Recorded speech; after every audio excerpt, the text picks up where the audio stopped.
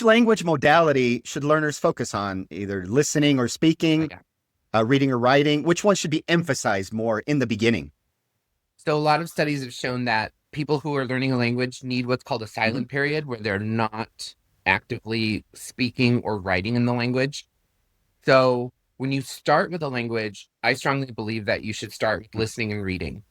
And if you're learning a language that uses a different writing system than English, then maybe just focus on listening at first. Listen, get used to what the language sounds like, the rhythm of it. And then once you listen to some things, let's say for the equivalent of maybe 30 hours, right? Then you can start delving in. But I would say listening, the receptive skills are easier. Listening and reading are easier than speaking and writing. And then once you get a feel for the language in that sense, then I would start delving into it. Any kind of good materials are going to ask you questions about what you heard or what you read, but they're not going to ask you necessarily to translate everything. They're not going to ask you to produce too early. So you do need time to sort of integrate and think about the language before you start producing it.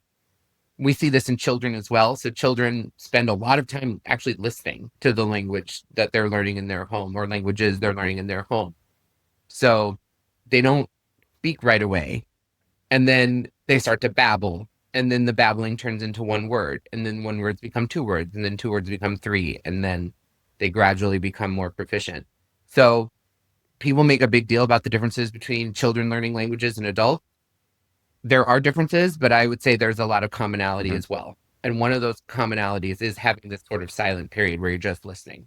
Yeah, I think that's good for self-esteem as well. When you think about the idea, for example, of an absolute beginner, when someone actively studies a language, especially if they're interacting with language tutors or instructors, they usually have a little bit of knowledge.